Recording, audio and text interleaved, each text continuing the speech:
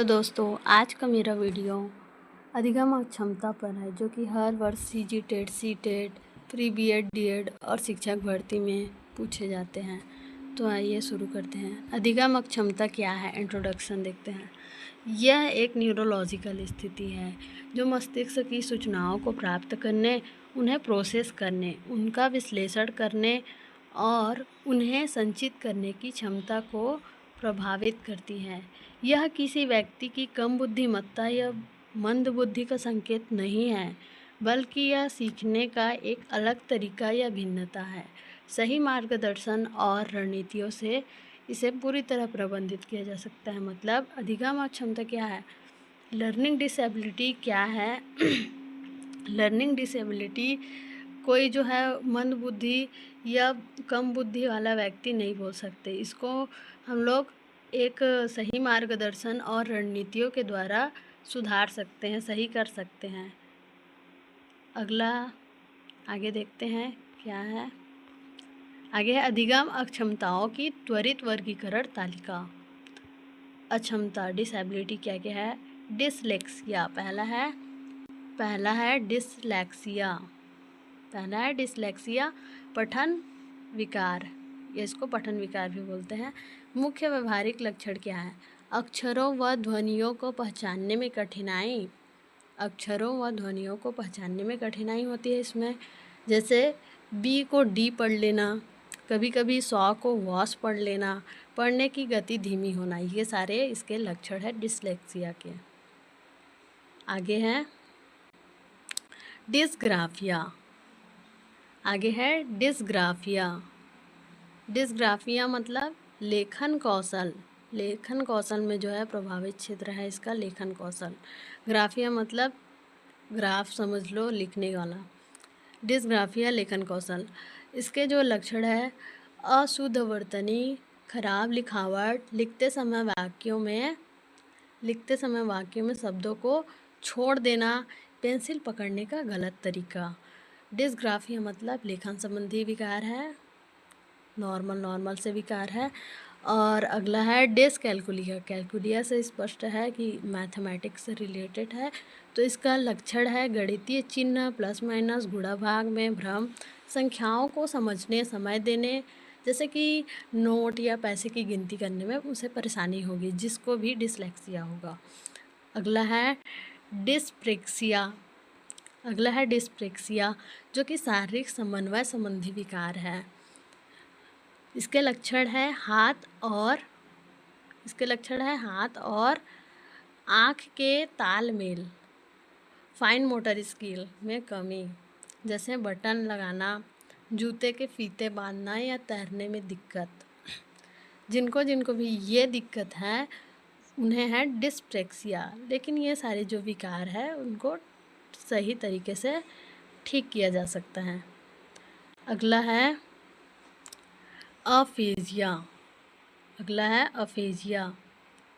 Aphasia या dysphagia, जिसको फेजिया मतलब भाषा से संबंधित है, भाषा एवं संचार संबंधित, बोलने से ना, अपने विचारों को मौखिक रूप से व्यक्त करने, अपने विचारों को क्या करना है, मौखिक रूप से व्यक्त न कर पाना, या दूसरों द्वारा कही गई बातों को समझने में असमर्थता, यानी कि अपने जो विचार है उसको दूसरों से व्यक्त न कर पाना, या अपनी जो बात है या दूसरों द्वारा कही गई बात है उसको समझने में जो असमर्थ हैं, उन्हें डिस्फेजिया या अफेजिया है, या डिस्फेजिया या अफेजिया से ग्रसित है।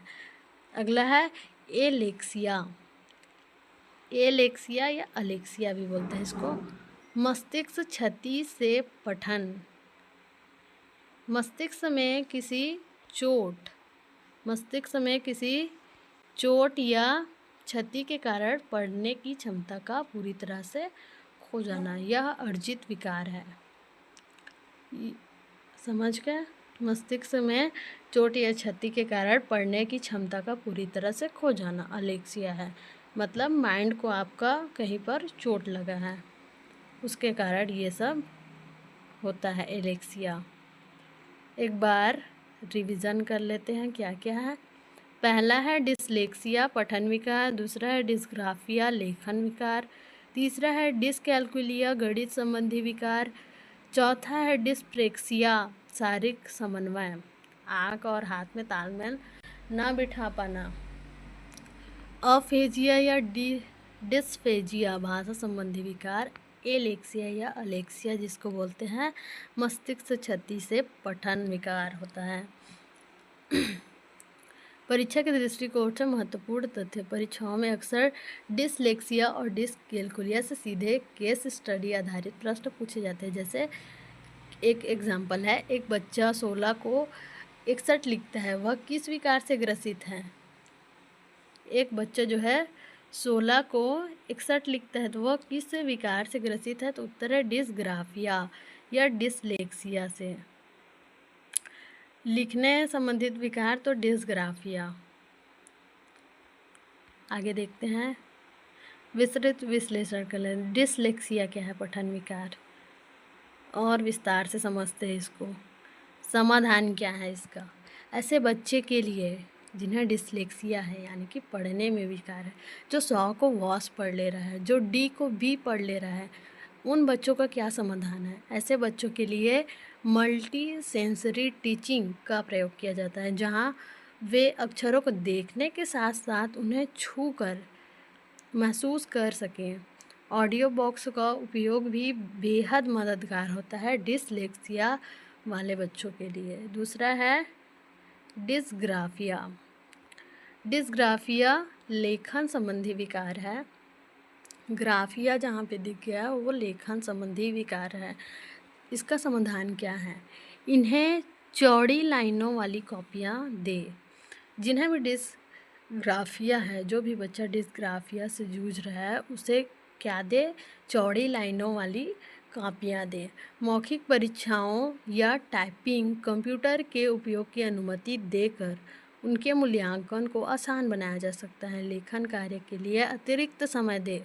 उन्हें जो है, जिन्हें भी डिसग्राफिया है उन्हें चौड़ी जो है लाइनें वाली कॉपियाँ दें और क्या करें, उन्हें एक्स्ट्रा टाइम दे लिखने के लिए। तीसरा है डिसकैल्कुलिया। इसका क्या समाधान है, गणित संबंधी जो विकार होता है प्लस माइनस में, इसका समाधान ये है कि अमूर्त गणितीय संक्रियाओं को समझाने के लिए ठोस वस्तु जैसे कंकड़, अबैकस या ब्लॉक का प्रयोग करें। कंकड़ का प्रयोग कर सकते हैं। वास्तविक जीवन के उदाहरण जैसे दुकान के सामान खरीदने से गणित सिखाएं। जिन्हें भी डिसकैल्कुलिया प्लस माइनस में विकार है, जो गणित को नहीं समझ पाता, उन्हें क्या करें, उन्हें दुकान भेजे सामान खरीदने और क्या करें, कंकड़ के द्वारा बताएं कि 1 2 3 4 ऐसा कुछ।